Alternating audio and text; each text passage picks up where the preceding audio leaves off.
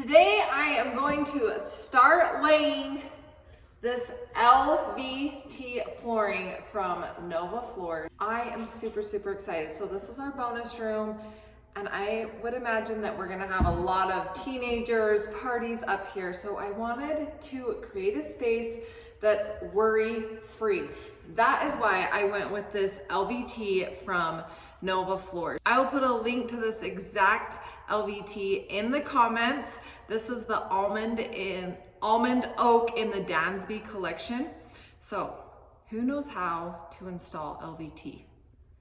Well, I'm gonna show you, and it is easier than you think. So first up, you've got to get your subfloor all ready. So I swept it all.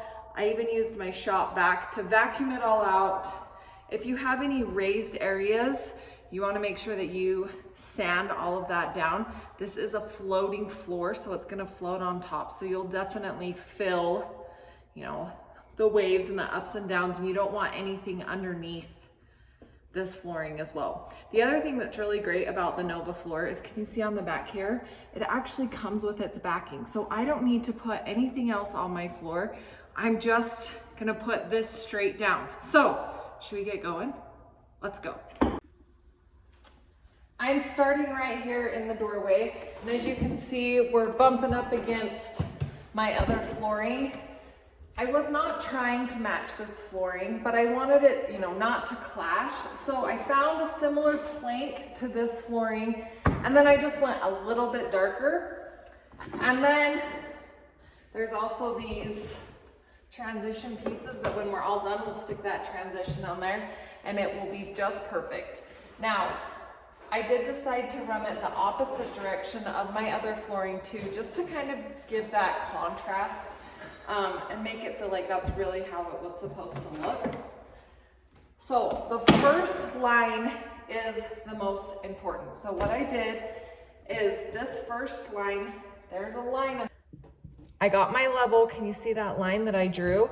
I found the straight line for this first row, because you want your first row to be as straight as can be so that you don't have problems once you get out into your room.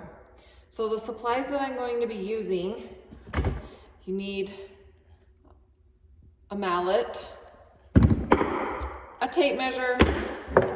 I like to use this pull bar. It helps to kind of link together a little bit better. I just got it at Home Depot.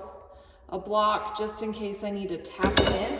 And then to cut it, we're just gonna be using this knife. So let's get going. How to cut this first piece. So you do wanna make sure that you space off of your wall, because this can expand and contract.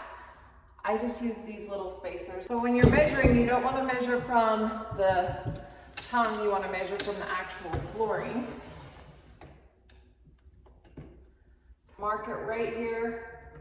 And then I'm just going to use this square, stick it right there. And you get your blade, just cut it. And you do want to apply a fair amount of pressure. I even go back over it twice.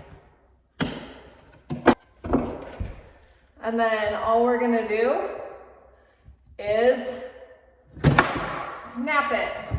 And then you have to go back and cut the padding underneath. This is to put together. So when you're running it, you wanna make sure that this tongue part is out, because then this piece right here is just gonna go right over the top of it. So you kind of angle it up like this and get it to fit into that groove. And then push it down,